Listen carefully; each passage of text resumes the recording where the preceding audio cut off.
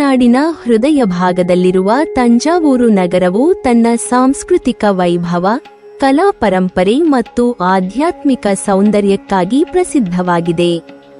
Thanjavur railway ನಿಲ್ದಾಣದಿಂದ ಕೇವಲ 3 kilometre ದೂರದಲ್ಲಿರುವ ಈ ಪವಿತ್ರ ಪ್ರದೇಶವು ತಂಜಾವೂರು ನಗರದ ಭಾಗವಾಗಿದ್ದು, ಎಲ್ಲಾ ಸೌಕರ್ಯಗಳಿಂದ ಕೂಡಿದ ಸುಂದರ ನಗರವಾಗಿದೆ. ಮದ್ರಾಸ್ ಮತ್ತು ತಿರುಚಿರಾಪಳ್ಳಿಯ ಮಧ್ಯದಲ್ಲಿರುವ ಈ ಪ್ರದೇಶವು ಪುರಾಣಗಳಲ್ಲಿ ವಿಷ್ಣು ಭಕ್ತರಿಗೆ ಅತ್ಯಂತ ಪವಿತ್ರ ಕ್ಷೇತ್ರವೆಂದು ಉಲ್ಲೇಖವಾಗಿದೆ. ಪುರಾಣ ಪ್ರಕಾರ ಈ ಪ್ರದೇಶವನ್ನು ಹಿಂದೆ ತಂಜಗಾಸುರ ಎಂಬ ರಾಕ್ಷಸನು ಆಳುತ್ತಿದ್ದನು. ಅವನು ಅತಿ ಬಲಶಾಲಿಯಾದ ಅಸುರನಾಗಿದ್ದು ದೇವಲೋಕಗಳನ್ನೆಲ್ಲ ಧ್ವಂಸ ಮಾಡುತ್ತಿದ್ದನು. ದೇವತೆಗಳು ಅವನಿಂದ ಕಂಗೆಟ್ಟು ಶ್ರೀಮನ್ನಾರಾಯಣನನ್ನು ಪ್ರಾರ್ಥಿಸಿದರು. ಆಗ ಶ್ರೀಮನ್ನಾರಾಯಣನು ತಾನು ಅವತಾರಧಾರಿಯಾಗಿ ಬಂದು ಆ ರಾಕ್ಷಸನ ಸಂಹಾರ ಮಾಡಿದನು. ಸಂಹಾರದ ಕ್ಷಣದಲ್ಲಿ ತಂಜಗಾಸುರನು ನಾರಾಯಣನಿಗೆ ವಿನಂತಿಸಿದನು, ಪ್ರಭೋ, ಈ ಊರಿಗೆ ನನ್ನ ಹೆಸರನ್ನೇ ಇಡಿ, ನನ್ನ ಹೆಸರು ನೆನಪಿನಲ್ಲಿರಲಿ ಎಂದು. ಭಗವಂತನು ಅವನ ಭಕ್ತಿಭಾವವನ್ನು ಕಂಡು ತಥಾಸ್ತು ಎಂದನು. ಆಗ ಈ ಸ್ಥಳವನ್ನು ತಂಜಗ ಊರು ಎಂದು ಕರೆಯಲಾಯಿತು. ಕಾಲಕ್ರಮದಲ್ಲಿ ಅದು ತಂಜಾವೂರು ಎಂದು ಪ್ರಸಿದ್ಧಿಯಾಯಿತು.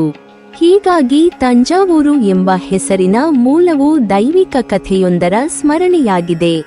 ಈ ಪವಿತ್ರ ಕ್ಷೇತ್ರದಲ್ಲಿ 3 ಪ್ರಮುಖ ವೈಷ್ಣವ ಸನ್ನಿಧಿಗಳು ಅಂದರೆ ದೇವಾಲಯಗಳಿವೆ. ಅವುಗಳೆಂದರೆ ತಂಜೈ ಮಾಮಣಿ ಕೋಯಿಲ್, ನರಸಿಂಹಸ್ವಾಮಿ ದೇವಾಲಯ ಮತ್ತು ಮಣಿಕುಂಡ್ರ ಪೆರುಮಾಳ್ ದೇವಾಲಯ. ಈ 3 ಸನ್ನಿಧಿಗಳನ್ನು ಸೇರಿ ತಂಜೈ ತ್ರಿವಿಕ್ರಮ ಕ್ಷೇತ್ರ ಅಥವಾ ತಂಜೈ ತ್ರಿವೇಣಿ ದಿವ್ಯ ಕ್ಷೇತ್ರ ಎಂದು ಕರೆಯುತ್ತಾರೆ. ಈ 3 ದೇವಾಲಯಗಳು ಪರಸ್ಪರ ಸಮೀಪದಲ್ಲಿದ್ದು ಪ್ರತಿಯೊಂದಕ್ಕೂ ವೈಶಿಷ್ಟ್ಯಪೂರ್ಣ ಇತಿಹಾಸ, ದೇವರು, ದೇವಿ ಮತ್ತು ತೀರ್ಥಗಳಿವೆ. ಮೊದಲನೆಯದು ತಂಜೈ ಮಾಮಣಿ ಕೋಯಿಲ್.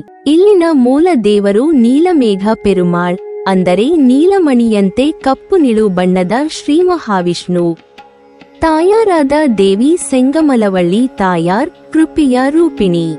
ಇಲ್ಲಿನ ತೀರ್ಥವನ್ನು ಅಮೃತ ತೀರ್ಥ ಎಂದು ಕರೆಯುತ್ತಾರೆ ಮತ್ತು ದೇವಾಲಯದ ಮೇಲಿನ ವಿಮಾನವು ಸೌಂದರ್ಯ ವಿಮಾನ ಎಂದು ಪ್ರಸಿದ್ಧವಾಗಿದೆ. ದೇವರು ಪೂರ್ವಾಭಿಮುಖವಾಗಿ ಕುಳಿತಿರುವ ಭಂಗಿಯಲ್ಲಿದ್ದಾರೆ ಮತ್ತು ಪರಾಶರ ಮಹರ್ಷಿಗೆ ಪ್ರತ್ಯಕ್ಷರಾದನೆಂಬ ಪ್ರತೀತಿ ಇದೆ. ಈ ಸನ್ನಿಧಿಯ ದೇವರ ರೂಪವು ಶಾಂತ, ಸೌಮ್ಯ ಹಾಗೂ ಮನೋಹರ. ಎರಡನೆಯದು ನರಸಿಂಹಸ್ವಾಮಿ ದೇವಾಲಯ.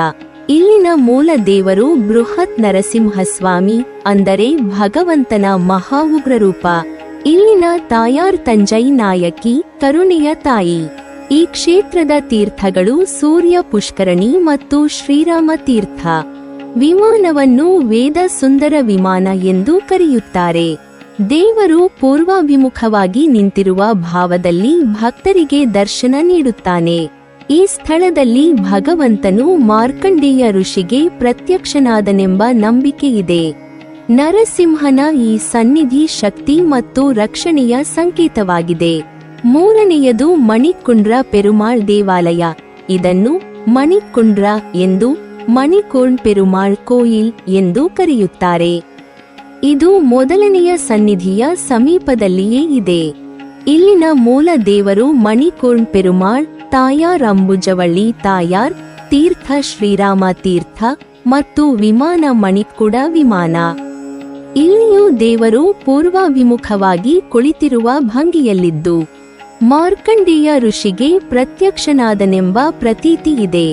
ಈ 3 ದೇವಾಲಯಗಳಲ್ಲಿಯೂ ಉತ್ಸವ ಮೂರ್ತಿಯ ಹೆಸರು ಒಂದೇ, ಶ್ರೀಮನ್ನಾರಾಯಣ.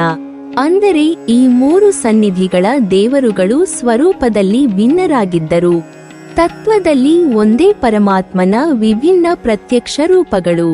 ಇಲ್ಲಿಯೇ ಶ್ರೀ ವೈಷ್ಣವ ಪರಂಪರೆಯ ಮಹಾನ್ ಆಚಾರ್ಯರಾದ ಶ್ರೀ ವೇದಾಂತ ದೇಶಿಕರ ಪುತ್ರ ಶ್ರೀ ನೈನಾಚಾರ್ಯರು ವಾಸವಾಗಿದ್ದರು. ಅವರು ದಿವ್ಯ ಪ್ರಬಂಧಗಳ ಅಧ್ಯಯನದ ಸಮಯದಲ್ಲಿ ಶ್ರೀ ದೇಶಿಕ ಪ್ರಬಂಧವೆಂಬ ಗ್ರಂಥದ ಪಠನ ಕ್ರಮವನ್ನು ಜಾರಿಗೆ ತಂದರು. ಈ ಗ್ರಂಥವು ಶ್ರೀ ದೇಶಿಕರ ಕೃತಿಗಳ ಸಾರವನ್ನು ಒಳಗೊಂಡಿದೆ.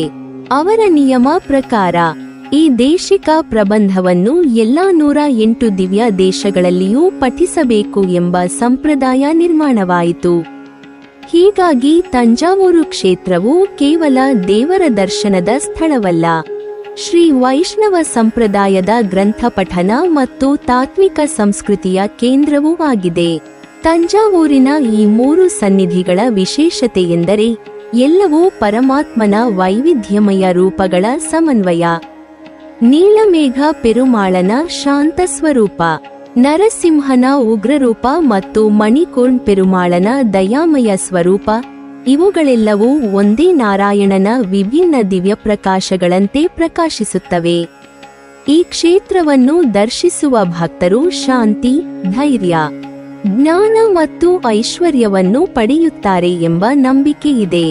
ಹೀಗಾಗಿ ತಂಜಾವೂರು ಕೇವಲ ಕಲಾ ಹಾಗೂ ಸಂಸ್ಕೃತಿಯ ಕೇಂದ್ರವಲ್ಲ, ಅದು ನಿಜಕ್ಕೂ ಭಗವಂತನ ಸಾನ್ನಿಧ್ಯದಿಂದ ಪ್ರಕಾಶಮಾನವಾದ ದಿವ್ಯ ಕ್ಷೇತ್ರ. ತಂಜೈ ಮಾಮಣಿ ಕೋಯಿಲ್ನ ನೀಲಮೇಘ ಪೆರುಮಾಳನ ಕರುಣೆ, ನರಸಿಂಹಸ್ವಾಮಿಯ ಶಕ್ತಿ ಮತ್ತು ಮಣಿಕುಂಡ್ರ ಪೆರುಮಾಳನ ಸೌಮ್ಯ ಸೌಂದರ್ಯ, ಈ 3 ದಿವ್ಯ ರೂಪಗಳು ಸೇರಿ ಭಕ್ತರ ಜೀವನದಲ್ಲಿ ಶಾಂತಿ ಮತ್ತು ಸಂಪೂರ್ಣತೆಯ ಆಶೀರ್ವಾದವನ್ನು ನೀಡುತ್ತವೆ. ನೀವಿನ್ನೂ ನಮ್ಮ ಚಾನೆಲ್ ಅನ್ನು ಸಬ್ಸ್ಕ್ರೈಬ್ ಮಾಡಿಲ್ವಾ? ಹಾಗಾದರೆ ಈ ಕೂಡಲೇ ನಮ್ಮ ಇತಿಹಾಸ ದರ್ಶನ ಚಾನೆಲ್ ಅನ್ನು ಸಬ್ಸ್ಕ್ರೈಬ್ ಮಾಡಿ ಮತ್ತು ಪಕ್ಕದಲ್ಲಿರುವ ಬೆಲ್ ಐಕಾನ್ ಅನ್ನು ಪ್ರೆಸ್ ಮಾಡಿದರೆ ನಮ್ಮ ಹೊಸ ವಿಡಿಯೋಗಳನ್ನು ನೋಡಬಹುದು.